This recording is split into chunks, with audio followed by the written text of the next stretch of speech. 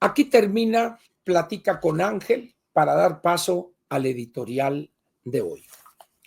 El título es el siguiente: Parece que nos gobiernan los tres chiflados.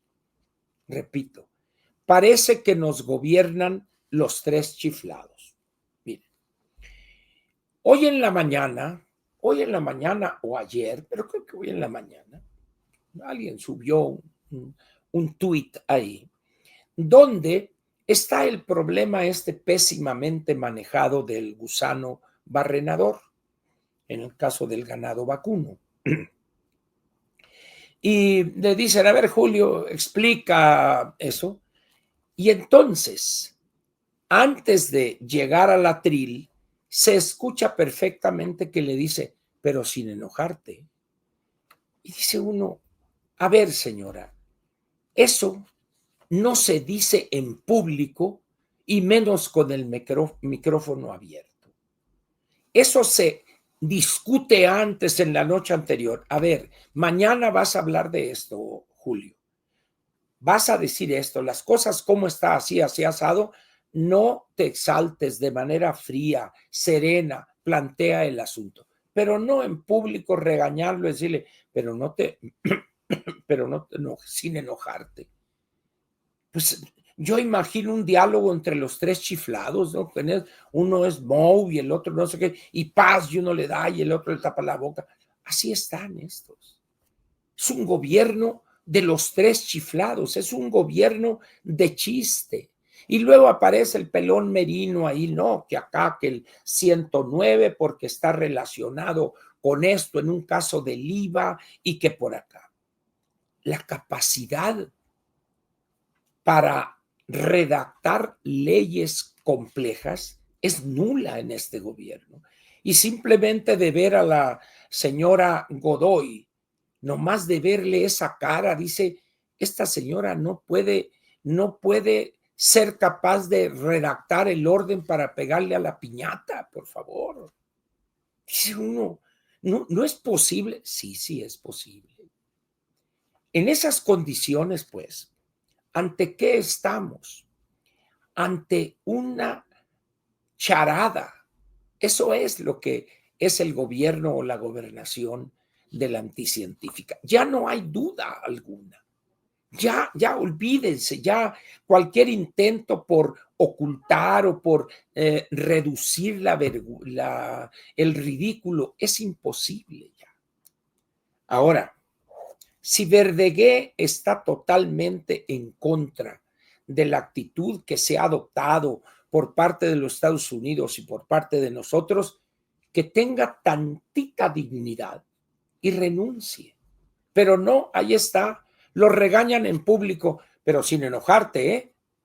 Dice uno, si no es un niño de kinder, pues véalo, se ve más viejo que yo. Ese es el nivel de dignidad personal y profesional de los integrantes del gabinete. Ahora bien, ¿qué es lo que sucede? Diría la gran filósofa, ¿quién es? La Daniela Romo, es lo que sucede con el apagón, ¿verdad? ¿Qué es lo que sucede con el apagón aquí? ¿Por qué nadie ha planteado la desaparición de facto del Senacica?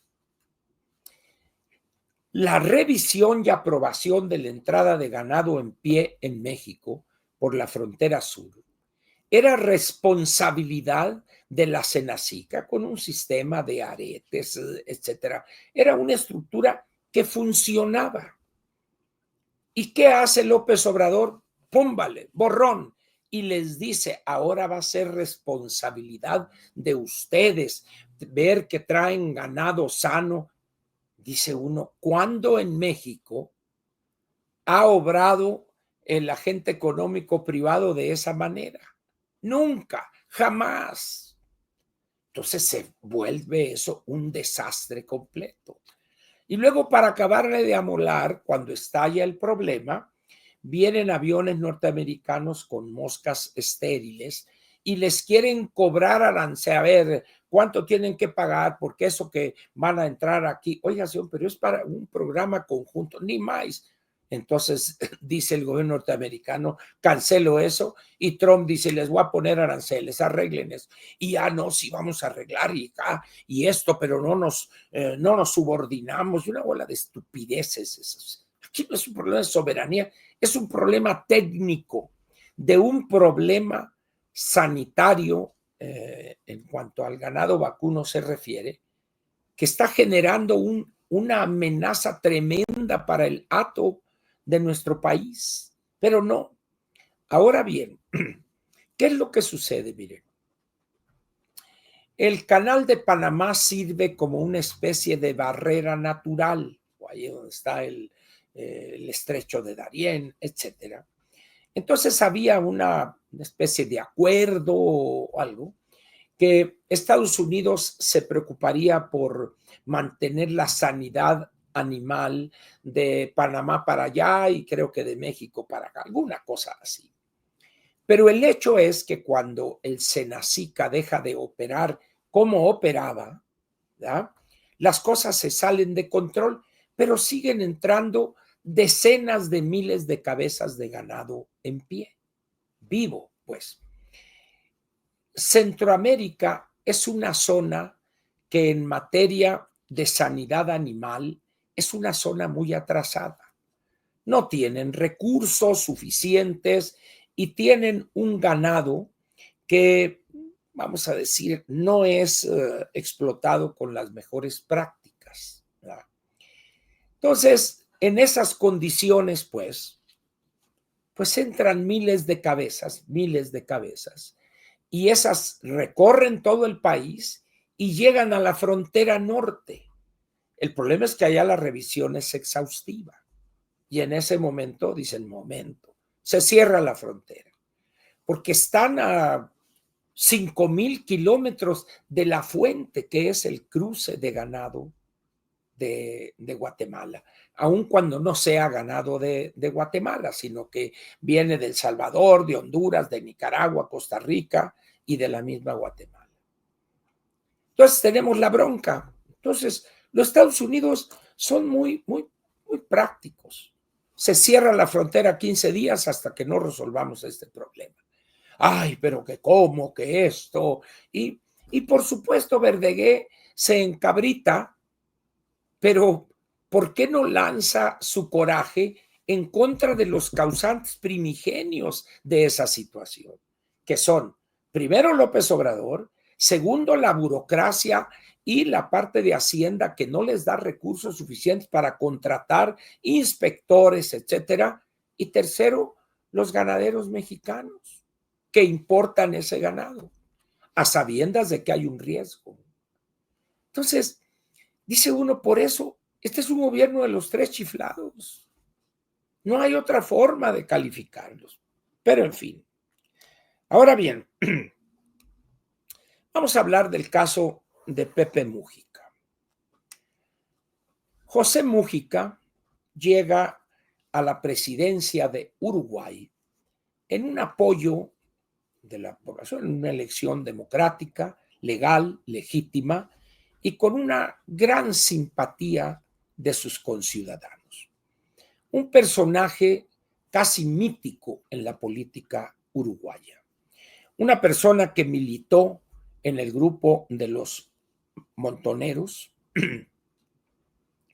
no, tupamaros o montoneros, creo que montoneros, y participó en acciones violentas. En aquellos años, repito, la forma de combatir al Estado burgués opresor era con expropiaciones de recursos de los bancos fundamentalmente y asesinato que se disfrazaba de ejecuciones revolucionarias, pero eran asesinatos viles. Pero esa era, no voy a decir la regla, pero esa era la práctica común. En México no fue como allá y tampoco teníamos una dictadura como allá, hay que también decirlo. Entonces, José Mújica estuvo participando en ese tipo de ejecuciones. Fue capturado y estuvo preso durante 13 años, sometido a torturas viviendo en confinamiento total, es decir, no tenía forma de hablar con un ser humano, de verlo, hasta que llega un momento en que sale libre y regresa a la política. Pero en esos años, solo José Mujica tuvo la oportunidad de darse cuenta de lo erróneo y de lo nefasto que era la línea seguida por los Tupamaros, creo que era. Sí, es Tupamaros. Los montoneros eran de Argentina. Entonces corrige él y entra a la política abierta, la lucha democrática, y asciende y llega a presidente de la República.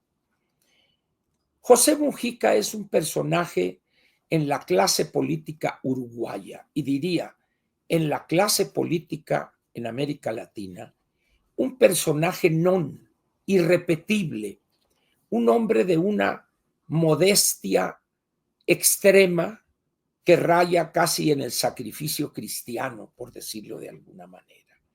Un hombre que hizo de la modestia una práctica diaria, sistemática, resultado de su convencimiento. Y tiene frases ahí: vivo feliz porque tengo el baño aquí pegadito y la mesa y el asado. O sea, un hombre con este tipo de expresiones sencillas, no cargadas de tecnicismos ni de frases ampulosas, y se ganan la simpatía de los ciudadanos uruguayos. Y un hombre con una honradez acrisolada. Uruguay, un país donde la esposa era o es senadora, creo que no sé si senadora vitalicia, y también él, al dejar la presidencia de la República del Uruguay, es también, de acuerdo con la Constitución uruguaya, declarado senador vitalicio.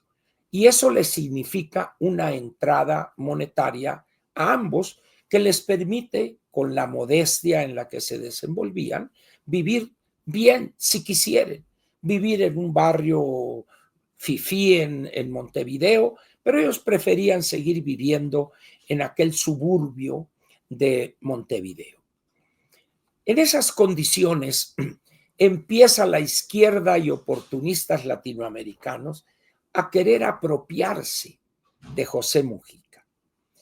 Y era una cosa muy curiosa cuando llegaban a visitarlo o a verlo.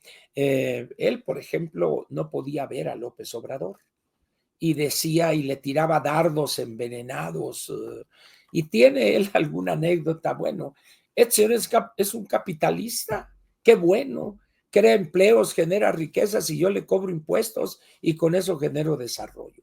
Cosas así de simples, pero ciertas, efectivas, pues. Ahora, aquí entra otro elemento que vale la pena señalarlo. ¿Por qué un José Mujica se da en Uruguay y no en México? Entre otros factores, es el tamaño del país. Uruguay es un país muy pequeño en términos de superficie y de población. Ahorita difícilmente ronda los 4 millones de habitantes. La Ciudad de México tiene el doble de la población total de Uruguay. Es un país con un alto nivel educativo, es un país con un nivel en cuanto a conciencia política elevado también. En esas condiciones, un personaje como José Mujica puede surgir y es respetado por los ciudadanos y por la clase política. José Mujica juega su papel. Su nombre, su bochito, tranquilo, en la calle, saludando a la gente. ¿Y por qué podía hacerlo? Porque Uruguay es un país civilizado. No es un país de salvajes y de sinvergüenzas como nosotros. Es un país donde se respeta la ley. Y eso es una de las cosas raras. No olvidemos que Uruguay, por ejemplo, en términos demográficos, es un país donde no tiene prácticamente grupos originarios. su presencia, que la hay, pero es mínima. El origen europeo, etcétera. Es decir, es un país diferente al resto de los otros de América Latina en términos generales. Ahora bien, una persona que conoce la historia de José Mujica subió la verdadera historia de José Mujica y no hay que olvidar que participó en esto y en esto. Yo difiero de esa persona. ¿Por qué razón? Tal parece que aquel que mató un perro ya será toda su vida mataperros. No, simplemente iba en el carro, se cruzó un perro y desgraciadamente atropelló a ese animal. En el caso de José Mujica, él entendió perfectamente el daño que habían causado, reconoció su error y abrazó la política democrática, la lucha democrática. ¿Acaso, según esta persona que subió en el Twitter, una ficha ahí donde está José Mujica en varias fotos a diferente edad, ya no debe participar en política porque participó en los Tupamaros, por ejemplo? Esa es una actitud estúpida, sin sentido alguno. Diría alguien, si Jesús perdonó a los descarriados, ¿por qué no una persona como José Mujica, entre otros, debe participar en política, en la lucha democrática? Es más valiosa esa actitud por el reconocimiento de los errores o de las tácticas equivocadas, vamos a ponerlo así. Miren, les comento este detalle. Cuando a mí me captura la Federal Seguridad en 1972, que ahora la semana próxima, el 20 de mayo, se cumplirán 54 años. El 20 de mayo de 1972 nos capturaron, para lo cual celebraremos nuestra comida que acostumbramos los tres amigos, los dos amigos y yo. Entonces, alguna vez en un periódico, me acuerdo en el Excelsior, apareció una nota en relación con el robo o el asalto a una joyería que había en las calles de Durango, enfrente de la acera o de la fachada norte del Palacio de Hierro Durango. Ahí había en algunos edificios un piso y llegaron un grupo de integrantes de algún grupo delictivo, ellos decían guerrilleros, un grupo delictivo, y atracaron la joyería. Muy bien. Al otro día o a los 2 días aparecen fotos de los supuestos ladrones y apareció ahí mi foto. Pues dije, yo andaba metido en aquel entonces por ahí en Zacatecas y Durango. No me preocupaba en lo más mínimo. Cuando me capturan y me están interrogando, etcétera, entonces en un momento dado le reclamo a quien me estaba interrogando, Miguel Nazar Aro, que era el, ¿cómo decir?, subdirector, creo, de la Federal Seguridad. Le digo, y tengo que reclamarle algo. ¿Qué? Me dice, esto y esto. Le digo, usted, por lo que sabía de mí, usted sabía que yo no andaba haciendo asaltos, ni secuestros, ni asesinatos. Es cierto, me dice, tienes razón, pero simplemente por un deber profesional ponía tu foto para inmediatamente que no te identificaran, eliminarla. ¿Por qué cuento esto? Yo entiendo muy bien lo que hizo José Mujica. Lo entiendo perfectamente. ¿Y saben por qué? Yo no estuve el tiempo que estuvo él en la cárcel. Yo estuve 3 años, 10 meses, 4 días. Pero hice el mismo ejercicio de evaluación que me llevó al salir. En primer lugar, ante el panorama político de los partidos, yo dije, con ellos ni a la esquina. Me afilié al PRI por una razón de un reto personal que yo les hacía a los que me ven aquí, es decir, hay que incorporarse ahí. Por eso me afilié al PRI. Me fue como en feria, entonces pues ya soy un militante pasivo, vamos a decirlo, ¿verdad? Entonces dije, me dedico al sector público en estas y estas áreas y lo cumplí hasta que prácticamente me pensioné. Y estoy en esto porque ya un viejo como yo, pues ya dónde le van a dar trabajo. Yo cumpliré 80 años en septiembre. Entonces, entiendo perfectamente a José Mujica. Lo entiendo. Reconozco su valentía para reconocer los graves errores que cometió como miembro y participante en secuestros, en robos y en asesinatos. Eso lo enaltece, pero además su valentía de seguir y participar en política con una rectitud ejemplar, con una claridad en sus objetivos. Él no ocultaba su posición liberal como político de izquierda. Apoyó, promovió el matrimonio entre personas del mismo sexo, tengo entendido que el aborto y algunas otras medidas así que a muchos causa escozor y condena por razones religiosas fundamentalmente. Él no era una persona creyente religiosa. En esas condiciones, pues, ¿qué hace la clase política mexicana?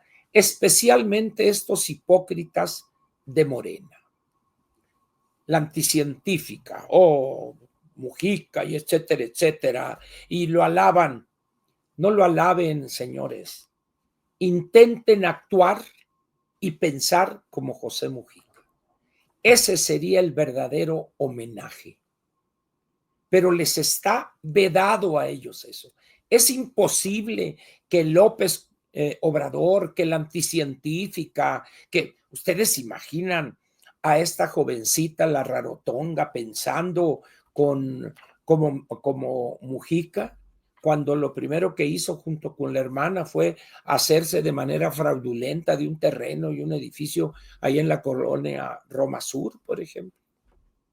Digo, es decir, son hipócritas, son sinvergüenzas políticos al utilizar la figura de Mujica y eso. No, hombre, ustedes no tienen la menor idea ni la disposición. Yo no concibo a Pablo Gómez actuando con la congruencia de José Mujica, por ejemplo. No concibo a Ricardo Monreal, a Manuel Bartlett, a Marcelo Ebrard. Dijo, seriedad, señores, seriedad. Entonces, valdría la pena pues que dejaran de andar fingiendo y exhibiéndose como lo que son, hipócritas y cínicos. Vamos ahora a ver algo. La anticientífica, en esa ignorancia que la caracteriza, dice muchas tonterías. La exhibida que ha sufrido en los últimos días es de pronóstico reservado. Este detalle o esta situación con la gobernadora de Baja California y su señor esposo exhibe de cuerpo entero, primero a López Obrador, que fue el que la apoyó abiertamente. Una persona cercana a López Obrador, Jaime Bonilla, que fue gobernador y luego intentó quedarse más tiempo, y así le hicieron en la Suprema Corte, pero con pelos y señales en el Senado exhibió a esta señora y a su esposo. ¿Y qué dijo la anticientífica recientemente a raíz de esto? Es una mujer honesta, dijo. Bueno, lo que nos interesa es que sea una mujer honrada, honesta, pues ese es un problema que su marido le reclame. Entonces, ¿ante qué estamos cuando dice la anticientífica? Hoy dialogamos con respeto. No es cierto. Yo suelo repetir un dicho que aprendí estando en China. Los tigres no hablan con los gatos. Lo digo en términos de los felinos, pues. Trump no dialoga con la anticientífica. Le reclama, le ordena, la exhibe. Esa es la verdad de las cosas. En las condiciones que hoy está México, la situación que hay frente al crimen organizado, los norteamericanos exigen, no dialogan para esto y esto y esto y lo otro. Es falso eso. Y el ridículo que hicieron, no, pues es que se fueron que nos digan qué negociación hubo con los parientes del Chapo. ¿Qué les importa? Y luego sale el Robin ex Batman por allá. No, ninguno de ellos tiene cuentas pendientes, entonces ¿qué te metes? Entonces ¿qué les buscan? Son ciudadanos que no tienen una averiguación previa en su contra, nada. Punto, ya. Pero no, vamos a ver, ¿y por qué? ¿En qué condiciones? Y que nosotros, y una serie de estupideces que lo único que buscan es cubrir las partes pudendas, pero en realidad exhiben todo lo demás, pues. Es un poco como el avestruz que clava la cabeza en la arena, pero deja el trasero a merced de otros animales, pues. Así está este gobierno. Y no hay forma de ayudarles, porque ellos son omnipotentes, todos lo saben, todo eso, y no es cierto. Son una bola de incapaces e ignorantes, pero más que eso de ratas, de sinvergüenzas, de ladrones de la cosa pública. Entonces, de que dialogamos del tú al tú y que es, por favor, el único país que puede presumir de negociar con Estados Unidos al tú por tú es la República Popular China. Ni Rusia de Putin puede tener esa estatura política. Pero que México dialogamos, por favor, señora, seriedad. Un burócrata de tercera viene y le avienta la lista. Aquí está la lista. Estas son las cosas que queremos que hagan. Es lo que le gustaría al presidente. Punto. Órale, checklist. Dialogamos. Digo, que duele como mexicano, eso claro. Pero eso es lo que merecen estos. Eso es lo que han obtenido por su complicidad con los criminales. ¿Podrían defender la estrategia de López de abrazos no balazos? ¿Quién se atreve en la Cámara, cualquiera de las dos, en el Congreso, en cualquiera de las dos cámaras, a defender esa estupidez? ¿Quién? ¿Quién? Ahora, tienen a García Harfuch sin dinero, sin fuerza, sin equipo, sin nada. Ya hablan ahí de un arranque que tuvieron y se pelearon entre el general Trevilla y él, y que esto y que el otro acá. Pero quien verdaderamente es responsable de eso no es ni Trevilla ni García Harfuch, es la anticientífica, que no tiene la decisión para romper con esa política de López Obrador. Esa es la realidad. Pero, pues el general Trevilla no va a entregarle, aquí está el mando, señora, y muchas gracias, y yo me voy para mi casa. García Harfuch menos, por supuesto. Estamos, pues, ante los tres chiflados intentando gobernar un país de 135 millones de habitantes.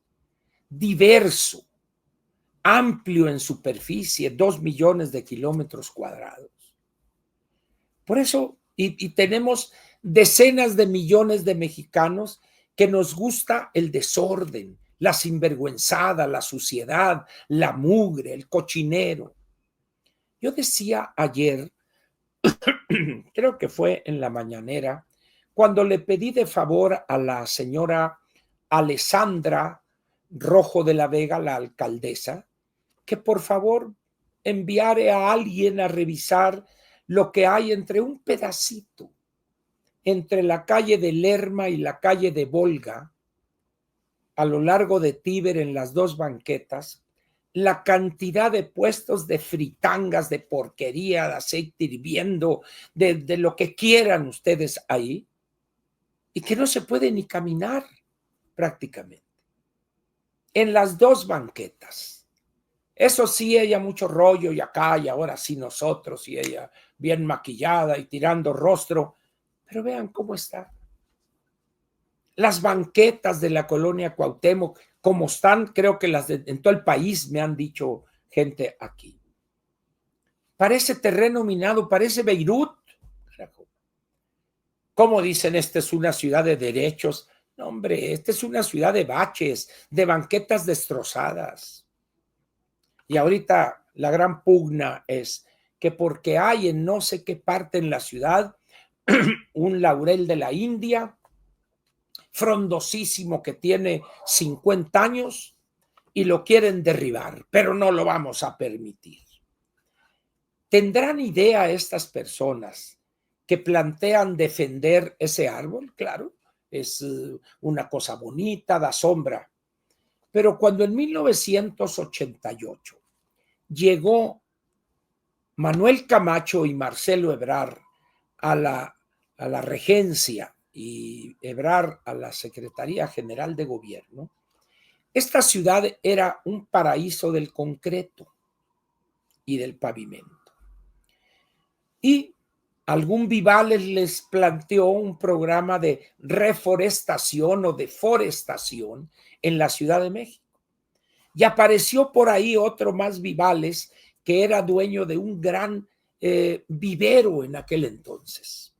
Creo que se apellidaba Siles, no sé, bueno, señor este. Y empezaron a plantar arbolitos de una variedad como es el laurel de la India, que su tejido radicular o su raíz, al haber agua en abundancia en la Ciudad de México, su raíz se queda superficialmente. No es un árbol que la raíz penetre a buscar agua en el subsuelo. Al principio no nos dimos cuenta del daño. Hubo voces que en aquel entonces, hace casi 40 y tantos años, 40 años, que dijeron, eso está mal, hay que poner varias. Dijeron, ni más, esa. Recorran ustedes las banquetas en la Ciudad de México y van a ver que ya hay casos donde la raíz ha penetrado a las casas habitación. Las banquetas las ha levantado ya. Ahora, ese árbol del cual están hablando es un árbol sumamente pesado por su ramaje y su follaje. En un viento, porque además los cables de energía eléctrica pasan entre el follaje y eso es sumamente peligroso. La única solución es cortar ese árbol. Sí, ¿por qué? Porque es un árbol no adecuado para las condiciones que tenemos aquí. Entonces, las personas hablan, ay, qué árbol tan bonito, lo van a cortar. ¿Qué pensará la persona que tiene su casa habitación pegado a este árbol y viene un viento, como suele presentarse aquí, y ¡zas!, le pega en la casa? ¿Qué van a pensar? Porque además los que están diciendo no lo tumben, ni siquiera viven ahí. Es decir, la ignorancia es lo que priva en este país. La ignorancia. Entonces, ¿qué podemos hacer ante los tres chiflados que gobiernan en este país? Luego, para terminar, viene, creo que ayer o anteayer, una nota muy interesante de Pascal, primero un tuit y luego su bitácora ayer, de esa salida inopinada de Palacio Nacional a Bucareli, y ahí estuvo la presidente alrededor de 3 horas, haciendo qué, quién sabe. Yo no creo que estaba platicando con Rosa Isela. Oye, ¿cómo la ves, Rosa? No, pues mira, Claudia, esta gente no ayuda. Eso. Y dice uno, Parece que el único antecedente en los últimos 60 años fue cuando el presidente Echeverría acudió a Bucareli en su calidad de presidente de la República a instalar el Consejo Nacional de Población para enviar el mensaje de la importancia que el presidente y el Estado mexicano le otorgaba a la cuestión demográfica. Lo normal es que el secretario acuda a Palacio Nacional. ¿Será acaso que estuvo platicando para decirle, mira, pues ya se te salió de control esto, vas a tener que entregarme aquí la secretaría, te voy a mandar a una embajada y luego vas a ser candidata a San Luis Potosí, el gobierno? ¿Quién sabe qué fue lo que realmente platicaron? Pero qué vergüenza que tenga más poder la señora Rosa Isela que la presidente de la República. ¿Qué cosas tiene la vida, Mariana?, decía alguien por ahí. Señores, a veces pienso que nos gobernaría mejor ese trío de cómicos de los tres chiflados que la anticientífica, Rosa Isela y quién otro, el que quieran, y Ricardo Monreal o el que sea. Y tendríamos un congreso más efectivo si estuvieran los tres chiflados nada más, a que estén personajes como, con todo respeto, Lili para ti, personajes como Lili Telles y otros que nomás van a hacer escándalo al Congreso, con todo respeto. Así no se hace, no se avanza en materia legislativa. Lo que hacen es ese tipo de legisladores es privilegiar el mitote, la estridencia, el chisme, nada más. Y eso es producto, además, de su escasa cultura legislativa y conocimientos legislativos y conocimientos jurídicos. Aquí termina la parte editorial de Platica con Ángel, correspondiente al miércoles 14 de mayo del año 2025.